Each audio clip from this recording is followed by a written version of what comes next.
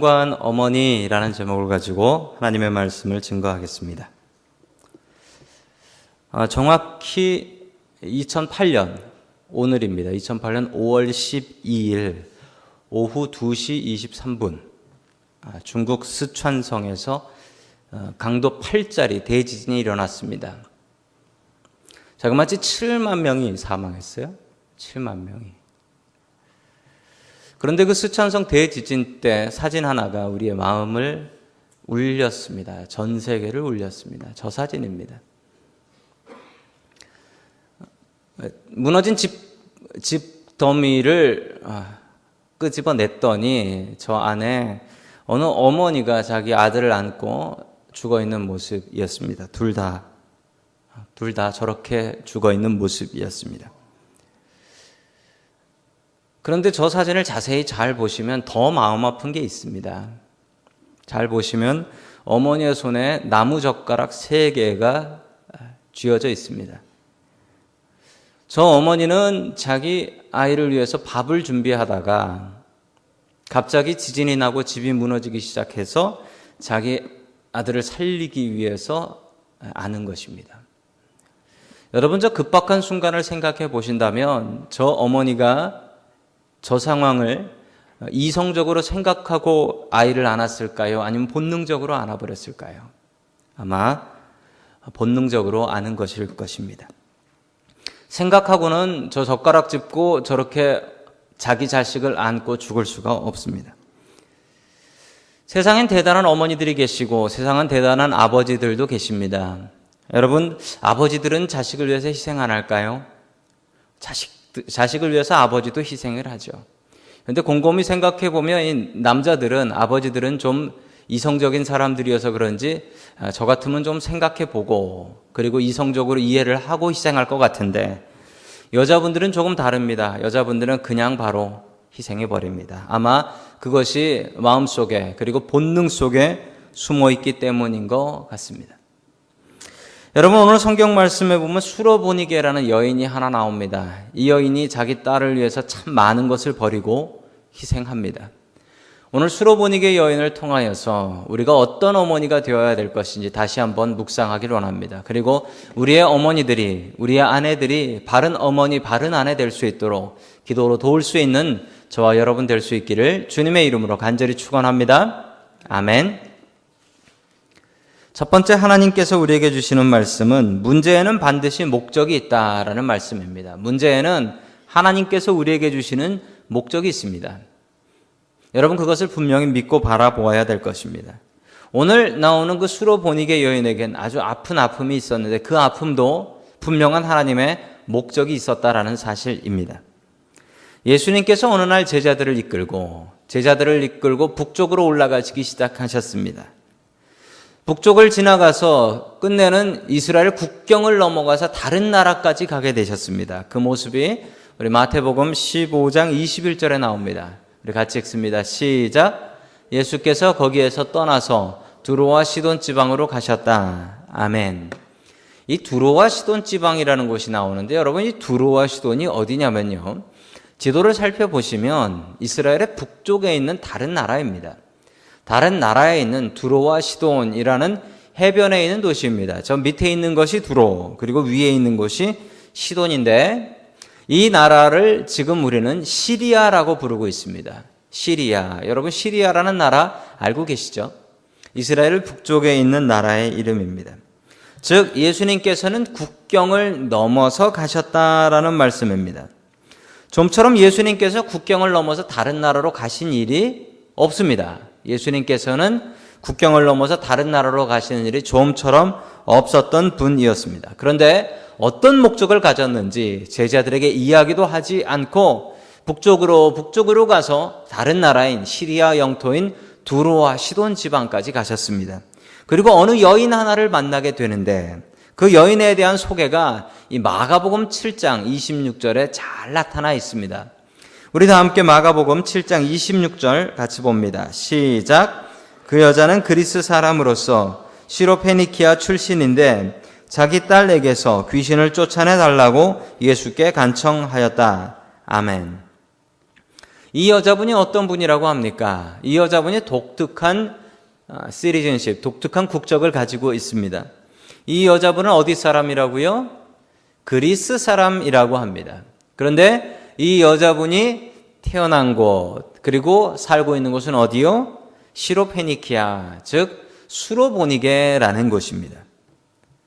참 이상하지요? 태어난 곳에 국적을 가지고 사는 것이, 태어난 곳에 시티즌십을 갖고 사는 것이 당연한 일인데, 이 여자분은 시로페니키아, 수로보니게에서 태어났는데 그럼에도 불구하고 시티즌십은 그리스 시티즌십을 가지고 있었다. 여러분, 이 얘기를 다시 바꿔서 이야기하자면 한국에서 태어나서 한국에서 살고 있는 여자분인데 US 시티즌십, 미국 시민권을 가지고 있다. 이해가 되시겠습니까? 이 여자분은 어떤 분일까요?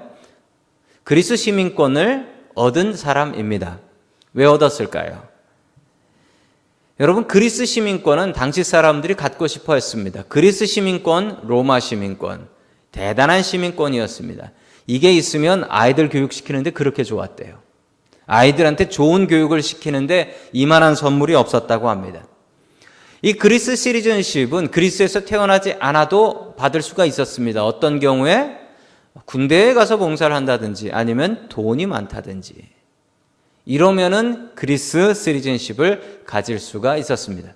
여러분, 지금 그리스를 생각하시면 안 됩니다. 지난주 뉴스를 보니까 그리스의 unemployment rate이, 그 실업률이 27%래요. 평균 27%. 젊은 사람들은 50%가 넘는답니다. 그런데 지금 그리스 이야기가 아니고 2000년 전 그리스는 대단한 나라였습니다. 로마는 힘이 있었습니다. 그러나 그리스는 문화가 있었습니다. 그래서 로마 사람들도 그리스 문화, 그리스 학문, 그리스 철학을 최고로 쳐줬습니다. 이 여자분은 어떤 여자분일까요? 부자일 것입니다. 돈이 많아서 그 돈을 통해서 그리스 시민권을 얻은 그런 여자분일 것입니다. 그리스 시민권을 가지면 아이들에게 가장 좋은 교육을 시켜줄 수 있었습니다. 분명히 딸을 무척 사랑하고 그 딸을 위해서라면 무엇이라도 버릴 수 있는 그런 여자분이었을 것입니다. 그런데 이 여자분의 집에 아주 괴로운 일이 생깁니다. 그렇게 귀하게 딸 하나 바라보고 살아갔으며 이 딸을 위해서라면 돈을 아무리 들여서 그리스 시민권도 아깝지 않다라고 생각했던 이 집에 정말 괴로운 일 하나가 벌어지는데 그 일은 자신의 사랑하는 딸에게 귀신이 들려버린 것이었습니다. 귀신이 들려버려서 이 딸이 물에도 빠져 죽으려고 뛰어들고 불에도 무섭지 않다는 듯이 뛰어들어가고 너무너무 괴로운 일입니다. 여러분, 장애를 가진 자녀와 함께 사는 것은 참으로 괴로운 일이라고 합니다. 그런데 여러분, 육체, 몸이 아픈 장애보다 더 괴로운 장애는 정신의 장애라고 합니다. 몸이 아픈 자녀는 도와줄 수 있지만 마음이 아프고 정신이 아픈 자녀는 24시간 붙잡고 있어야 돼요. 언제 어디 가서 무슨 일을 저지를지 모르기 때문에 정말 괴로운 시간, 괴로운 나날을 보낼 수밖에 없다라는 것입니다. 여러분, 이렇게 괴로운 일이 왜 이렇게 행복한 집에 발생할 수 있을까요? 여러분, 이런 일이 생기는 이유가 뭘까요? 여러분, 그런데 이 이유를 알 수가 없습니다. 여러분, 사람들은 그 이유를 그 당시에 알 수가 없습니다. 섣부르게 이런 일이 이래서 생겼다라고 이야기할 수 없습니다. 여러분, 우리들도 그래야 됩니다. 다른 사람들의 고통에 대해서 쉽게 해석해서는 안 됩니다. 거기에다가 이 일은 이래서 되는 거야 라고 이야기할 수 없습니다. 훗날 지난 뒤에 알 수 있으면 감사한 것이고 그렇지 못하면 알 수 없는 일입니다. 그런데 이 여인에게 정말 기가 막힌 소식이 하나 들립니다. 이스라엘에서 어떤 청년 하나가 오는데 그 청년이 죽은 사람도 살렸다라는 얘기였습니다. 그 청년에게 나가서 기도해달라고 하면 그 청년의 기도가 있으면 죽은 사람도 살아났더라. 이 얘기를 듣고 이 여자분의 귀가 번쩍 뜨입니다. 그리고 그 청년을 찾아서 나가기 시작합니다. 여러분, 로마서 10장 17절에 믿음은 들음에서 온다라고 했습니다. 이 여자분의 이야기가 정확히 그랬습니다. 믿음이 들음에서 왔습니다.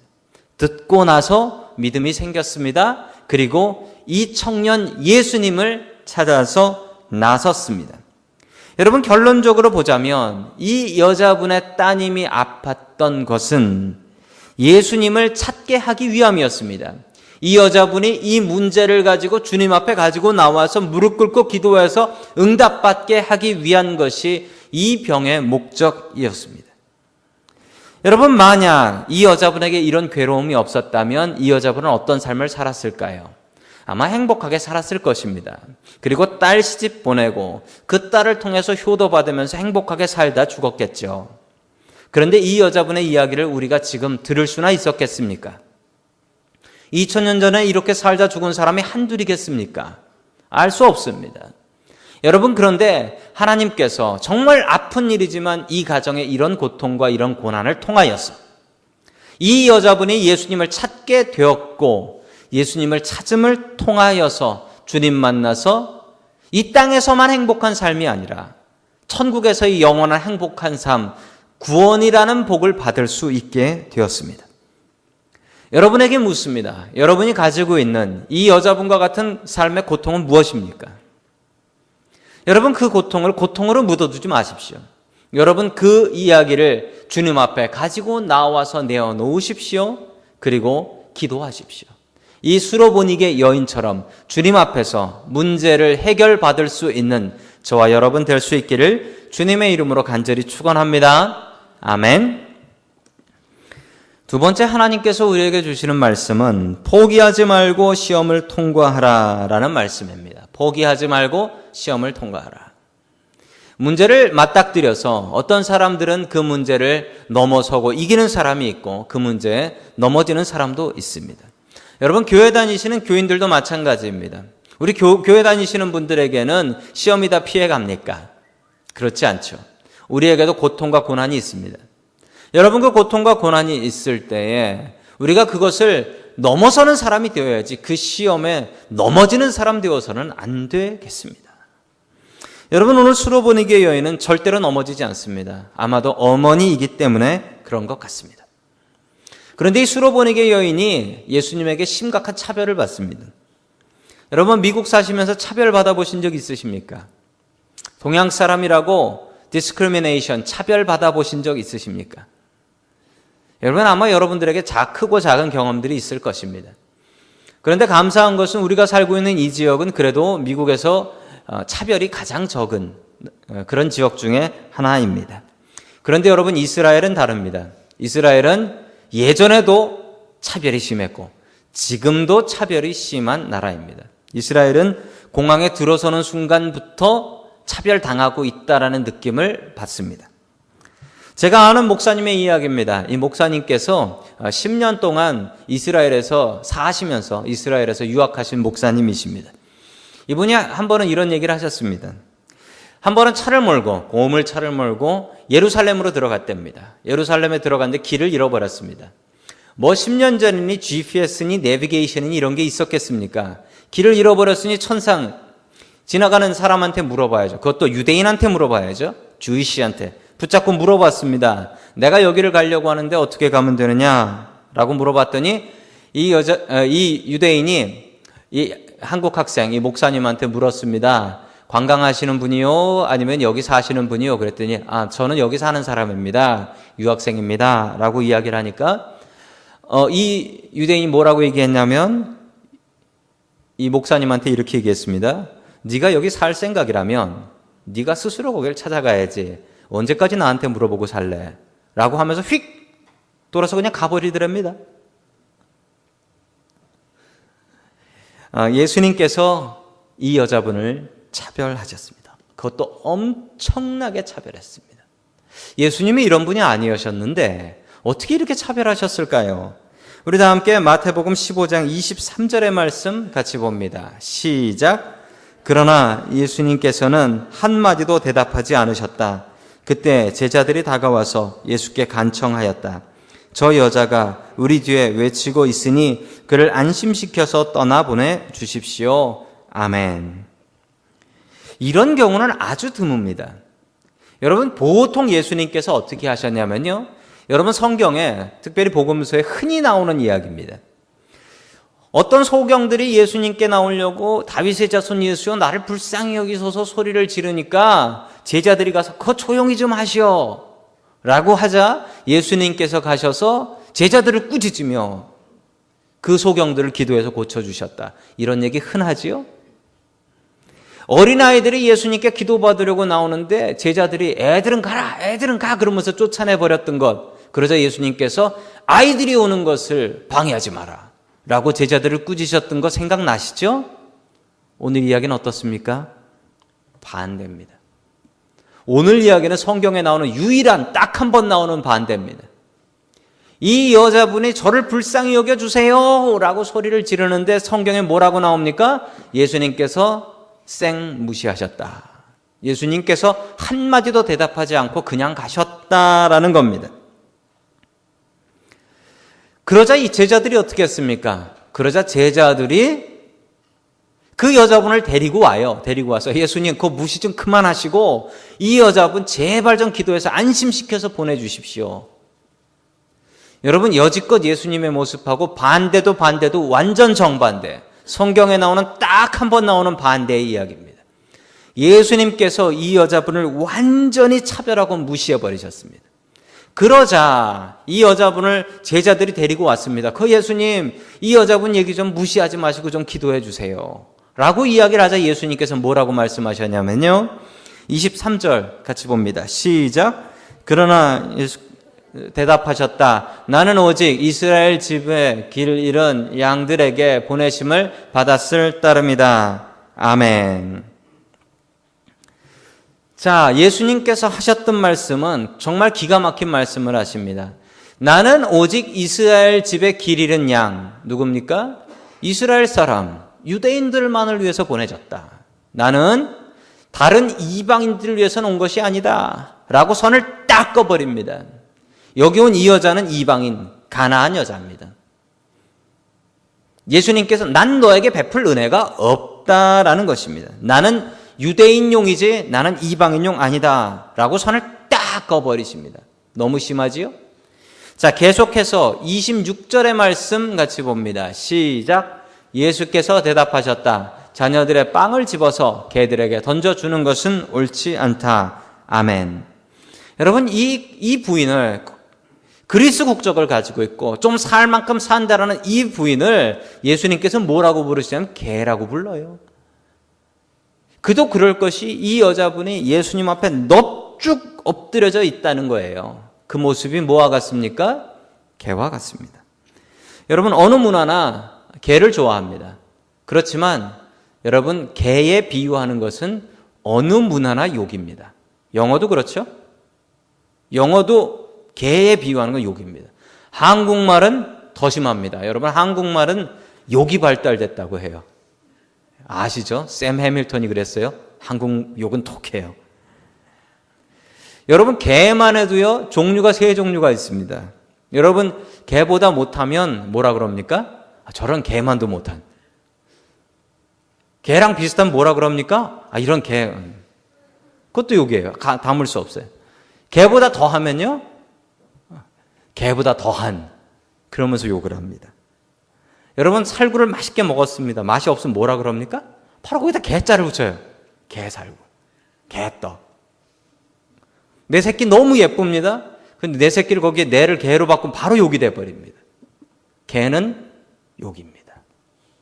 예수님께서 이 여인에게 얘기했습니다. 넙죽 엎드려 있는 모습을 보면서 나는 개한테 줄 거 없는데 나는 자녀에게 줘야 되는데 여러분 예수님께서 이렇게 사람을 무시해 보신 적이 있습니까? 예수님 평생에 단 한 번도 사람을 이렇게 무시해 보신 적이 없습니다. 뻗어가는 심지를 끄지 않으시고 상한 갈대를 꺾지 않으시는 분이 이렇게 간절하게 나와서 예수님 앞에 자기 딸 고쳐달라고 하는 이 여인을 무시해도 이렇게 무시할 수가 있습니까? 여러분 도대체 예수님께서 왜 이러시는 걸까요? 자, 그러자 이 여자분이 기가 막힌 대답을 합니다. 자, 우리 27절 같이 보겠습니다. 시작. 그 여자가 말하였다. 주님, 그렇습니다. 그러나 개들도 주인의 상에서 떨어지는 부스러기는 얻어먹습니다. 아멘. 땅에 넙죽 엎드려서, 땅에 넙죽 개처럼 엎드려서 예수님이 개라고 하니까 그래요. 개라고 하면 개지요. 그런데 개도 주인의 상에서 부스러기를 얻어먹지 않습니까? 제발 부스러기라도 떨어뜨려 주십시오. 제가 주워 먹겠습니다. 여러분, 그리스 시민권 가지고 있는 여자입니다. 대단한 여자분입니다. 그런데 이 여자분이 왜 장가도 안 간 청년 예수님 앞에 무릎 꿇고 개처럼 엎드려서 기고 있는 것입니까? 여러분 아시죠? 집에 정신 나간 딸이 있으니까요. 집에 정신 나간 딸이 있으니까요. 이 여자분에게 그런 아픈 사연이 없었다면 길 지나가는 예수님 찾아가서 그 예수님 앞에 무릎 꿇고 엎드렸겠습니까? 안 그랬겠죠. 이 여자분이 이런 일을 할 뿐 아니었습니다. 그런데 누가 이 여자분을 이렇게 낮췄습니까? 하나님께서. 이 아픈 딸을 통하여서. 여러분, 예수님께서 이 여자분을 시험하고 계신 것입니다. 예수님께서 지금 태어난 척 연기를 하고 계신 것입니다. 이 여자분의 믿음을 시험하고 있습니다. 여러분, 계속해서 마태복음 15장 28절 같이 읽습니다. 시작. 그제서야 예수께서 그 여자에게 말씀하셨다. 여자여, 참으로 내 믿음이 크도다. 내 소원대로 되어라. 바로 그 시각에 그 여자의 딸이 나았다. 아멘. 예수님께서 이 여자의 믿음을 시험하셨습니다. 여러분, 왜 시험하셨을까요? 아니, 좋게 좀, 이 여인 오면 아이고 내가 네 사정 다 안다. 니네 집에 아픈 딸 있지? 내가 고쳐줄 테니까 평안히 가라. 라고 얘기해 주시면 안 되는 겁니까? 여러분, 이렇게 하면 안 됩니다. 만약에 이 여자분이 이렇게 쉽게 고침을 받았으면 이 여자분은 예수님을 따르고 믿었을까요? 예수님께 고마워할 수는 있지만 예수님 따르고 예수님 믿기까지는 쉽지 않았을 것입니다. 여러분, 그런데 예수님께서는 이 여자분의 믿음을 키우고 싶으셨습니다. 그래서 이 여자분의 믿음을 3번이나 아주 강력하고 심하게 시험하셨습니다. 그 시험을 이 여자분이 통과했습니다. 여러분, 이런데 예수님께서 이 여자분에게 칭찬하십니다. 뭐라고 칭찬하십니까? 내 믿음이 크도다. 내 믿음 덕분에 고쳐진 거라는 겁니다. 여러분, 이 말은 솔직한 말로 제대로 된 말은 아닙니다. 왜냐고요? 여러분, 이 여자의 믿음이 병을 고쳤습니까? 예수님의 능력이 고쳤습니까? 이 여자분의 믿음만 있으면 예수님이 있고 없고 예수님의 능력과 상관없이 고쳐집니까? 아니죠. 예수님의 능력이 고친 거죠. 이 여자의 믿음이 고친 건가요? 아닙니다. 그런데 예수님께서는 본인의 능력은 한마디도 이야기하지 않으시고 네 믿음이 크구나. 네 믿음 덕분에 고쳐진 거다. 그 믿음 갖고 살아라. 그리고 이 여자분의 믿음을 칭찬해 주십니다. 여러분, 이 여자분은 이 칭찬으로 통하여서 자부심을 갖고 살았을 것입니다. 그래, 내가 그때 예수님께서 나를 시험하시는데 내가 끝까지 믿음 붙잡고 예수님께 매달렸더니 내 딸의 병이 나았어. 그리고 내가 믿음 크다고 칭찬받았어. 만약 이 여자분을 쉽게 고쳐줬더라면 보자마자 예수님께서 네 딸이 아프지? 고쳐졌으니까 가봐 라고 했다면 이 딸은 병 고쳐져서 행복하게 살다가 그냥 그렇게 죽고 구원도 받지 못하였을 것입니다.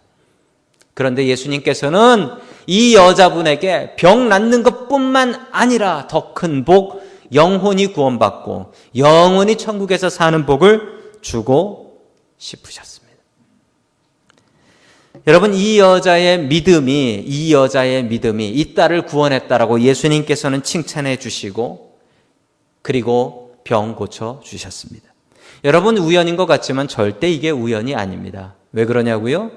예수님께서 두로와 시돈 지방으로 가셨습니다. 그리고 거기서 무엇을 하셨을까요? 성경 모든 사복음서를 다 뒤져봐도 예수님께서 이 먼 외국까지 가셔서 한 일은 딱 하나밖에 없으셨습니다. 이 여인을 만나고 병 고쳐주고 그냥 다시 돌아오셨습니다.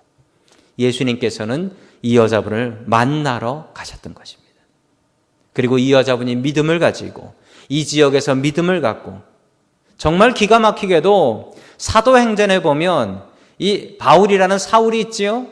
예수 믿는 사람이 너무 많다고 해서 잡으러 가서 죽이러 가는 그곳이 어디냐면 시리아에 있는 다메섹입니다. 그 복음의 씨를 예수님께서 뿌리셨습니다. 이곳에 두로와 시돈에 살고 있었던 여자분인 이 수로보니게 여인에게. 여러분, 미국 속에서 살아가고 계시는 어머니들, 여러분 미국에서 어머니로 살아가시는 게 쉽습니까?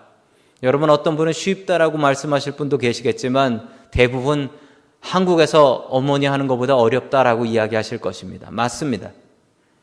예배 시간을 보면 압니다. 제가 전에 있었던 교회는 수요 오전 예배가 있었습니다. 그리고 구역장 권찰 모임은 금요일 오전 11시였습니다.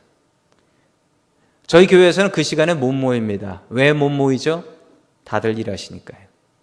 대부분 일을 하고 계시잖아요.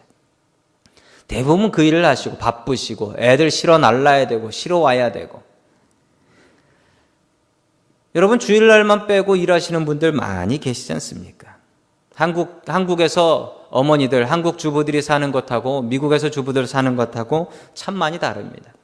영어가 짧으신 분들은 아이들 초등학생 공부 하나 봐주려고 해도 봐도 모르겠어요. 학교에서 학부형만 PTA 모임이 있다고 가봐야 잘 알아듣지 못합니다. 오히려 갔다가 말 안 되는 영어로 애들 앞에서 이야기하면 애들이 오히려 부끄러워합니다. 갈수록 애들은 한국말 못하고 갈수록 애들은 영어 늘고 끝내 그래서 자녀들과 말도 잘 통하지 않습니다. 여러분 미국에서 사는 어머니들 참 힘듭니다. 이런 줄 아셨으면 미국 오셔서 애 낳고 키우셨겠습니까? 여러분 그런데 그 문제로 좌절하지 마십시오. 그 문제를 가지고 주님 앞에 가지고 나아가십시오. 그리고 기도하십시오. 실패하지 마시고 포기하지 마시고 주님께 매달리면 주님께서 응답해 주십니다. 그 응답받고 살아가는 그런 어머니들 될 수 있기를 간절히 축원합니다. 아멘.